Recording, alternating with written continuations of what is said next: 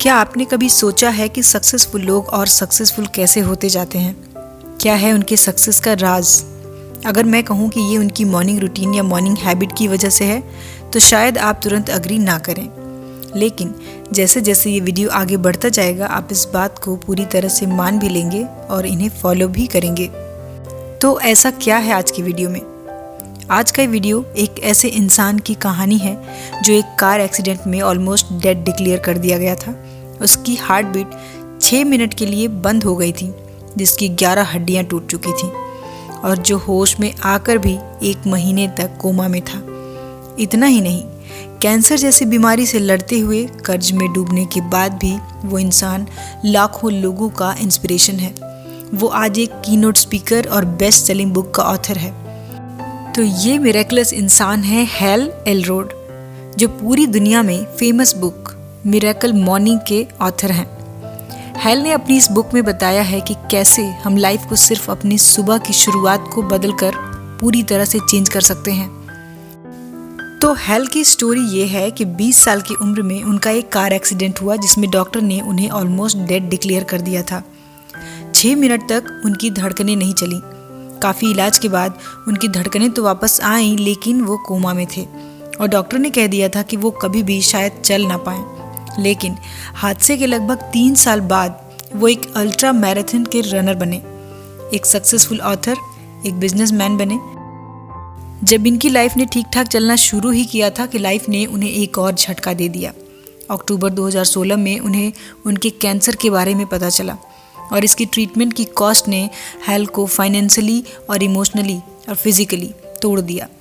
लेकिन सोचने वाली बात है कि एक बार फिर हैल ने अपनी लाइफ और अपने आप को संभाल लिया और फिर उन्होंने पीछे मुड़कर नहीं देखा।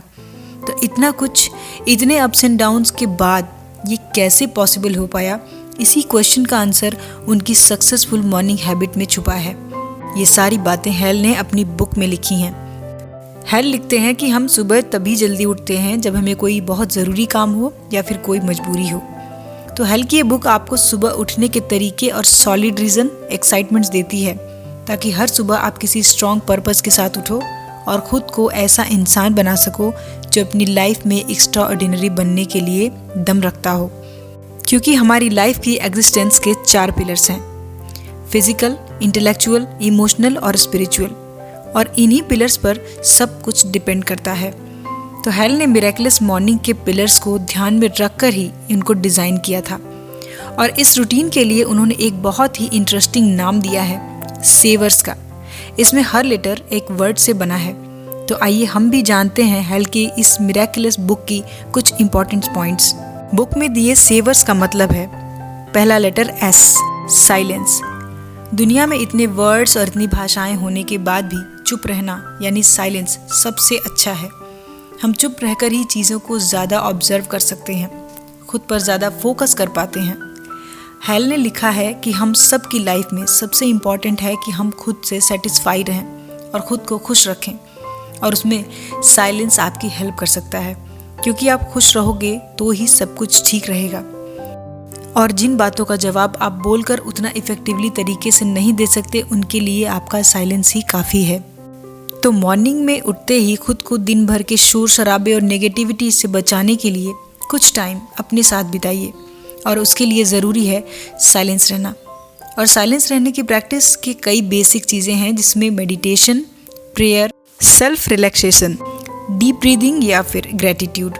आप जिसमें भी कंफर्टेबल हों या जो भी आपको अच्छा लगे वो आप कर सकते हैं। सुबह में सिर्फ 10 मिनट के लिए ये करके देखिए और आप अपनी लाइफ को स्ट्रेस फ्री और फुलफिल होते हुए देखेंगे।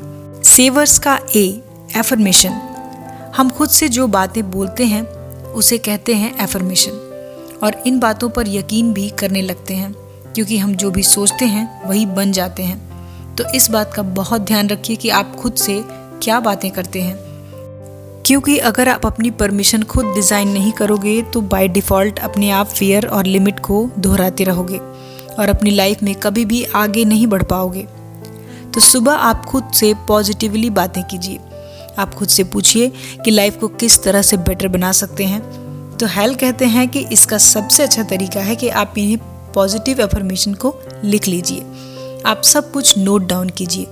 आपके क्या बिलीव्स हैं, आप खुद को 5 साल बाद कहाँ देखना चाहते हैं, और इसके लिए आपके अंदर अगर चेंज की ज़रूरत है तो वो कैसे होगी।